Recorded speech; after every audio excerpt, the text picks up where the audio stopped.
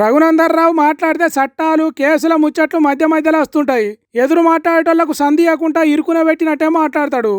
అట్లనే మాట్లాడిండు GHMC council meeting లా. మరి ఏమన్నాడో ఇనుండ్రి.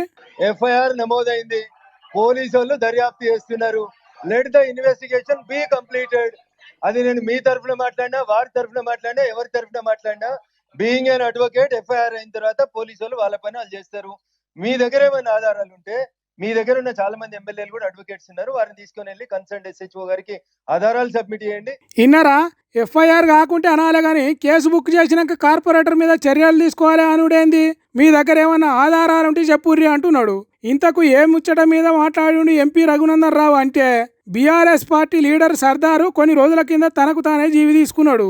ఆ ఆత్మహత్యకు కారణం బోరాబండ కాంగ్రెస్ పార్టీ కార్పొరేటర్ బావా ఫసీయుద్దీనే అని బీఆర్ఎస్ పార్టీ బీజేపీ పార్టీ కార్పొరేటర్లు లొల్లి చేసినరట కౌన్సిల్ అల్లా. అతని మీద చర్యలు తీసుకోవాలి, కేసు ఉన్నది కాబట్టి కౌన్సిల్ హాల్కు రాకుండా చేయాలి అని బొబ్బాయి పెట్టినరట. దాని మీద రఘునందన్ రావు ఇట్లా మాట్లాడాడు. కేసు పెట్టినరు కానీ సాక్ష్యాలు ఉండాలి కదా, నిజమా కాదా అని తేలక ముందే ఇట్లా చేస్తే ఎట్లా అంటున్నాడు. అయితే దీని మీద బీఆర్ఎస్ పార్టీ వాళ్ళు రఘునందన్ రావు కాంగ్రెస్ పార్టీ కార్పొరేటర్ను కాపాడుతున్నాడు, సొంత పార్టీ కార్పొరేటర్లను కూడా లెక్క చేస్తలేడు, కాంగ్రెస్ పార్టీని కాపాడటానికే రఘునందన్ రావు కంకణం కట్టుకున్నట్టు మాట్లాడుతున్నాడు అని అంటున్నారు. కాంగ్రెస్ పార్టీకి రఘునందన్ రావుకు ఏం సంబంధం లేనిది కౌన్సిల్ అయిపోయినాక బాబా ఫసీయుద్దీన్ని ఎందుకు కలిసిండు అని అంటున్నారు.